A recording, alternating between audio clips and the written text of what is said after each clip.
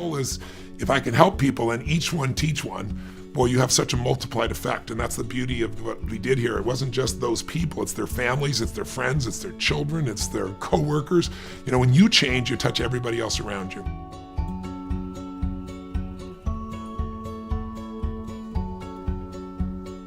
I really just wanted to do this film so people could see how anyone can change their own life, and how dynamic it is, how rewarding it is, and that it takes guts, it takes courage, it takes truth, it takes honesty with yourself.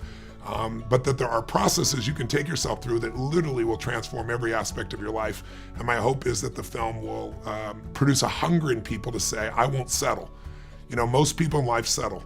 They settle for a life far less than what they deserve or that they desire.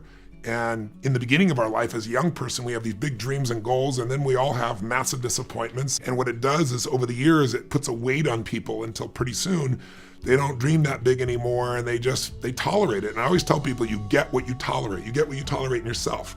You get what you tolerate in the people around you. And I'm hoping the film inspires you, those of you watching, to say, hey, it's not just about those people. It's about, what do I want for my life today?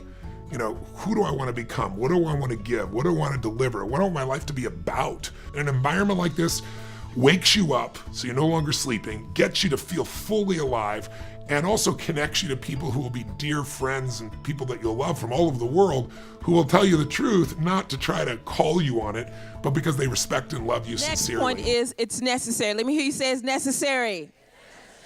Ladies and gentlemen, it is necessary that you expand your territory, that you get out of your comfort zone, which is what Brian Tracy calls the danger zone. And I know for me, it was a challenging time. I ran from speaking until it caught me. I didn't see myself as a speaker. I was afraid. I was intimidated. The great Les Brown, who wants to deal with shining in that shadow? I didn't want to shine in that shadow. I didn't even think anybody would see my little light. So based upon that, there were things that happened along that way. I would remember sending out my information to a client. They say, we got your information. We're really excited, Ms. Brown. I said, great. I said, do you want to ask me any questions or anything? Because I'm ready, right? I've been prepared. They said, sure. We want to know, is Les Brown your dad? I said, yeah, he's my father. Yes, why? Well, we've been trying to get him for years, but he's way too expensive. Do you think you can get him to come and speak for free? I said, well, I really don't handle his schedule, but I can give you the number to his office. They said, okay, great. We want to ask you one more question. I said, sure, anything. What is it? Is it true that Gladys Knight used to be your stepmom? Yes, that's true. Mom G was my stepmom. Why? Well, one of our coworkers is getting married, and we were wondering if you could get her to come and sing at the wedding. I said, well, I don't handle her schedule either, but I can give you her number. Okay, thank you so much, Ms. Brown. We appreciate you. Thanks. Bye. Click. And they hang up. And you have those moments when you wonder if what you're doing is making a difference. You ever had that day when you feel like throwing in the towel? Those give up mountains look real good.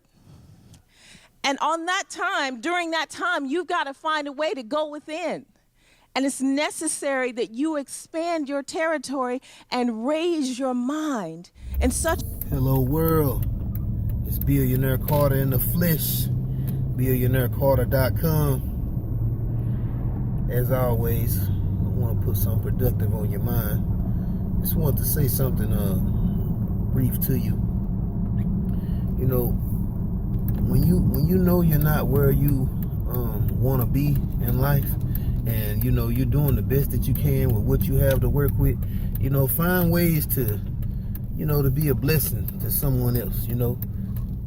And I'm not talking about, you know, selfish people that, you know, try to take advantage of you. I'm talking about, you know, your children, you know, elderly family member. I mean, you know, someone in the community, someone that really would appreciate, you know, your help. You know, maybe it's just not anything costing money, just maybe dedicating some time, or, you know, maybe, you know, whatever it is, ability, you know what I mean? But just something to give back to someone else that's not even as far along as you are, you know, no matter what your circumstance may be.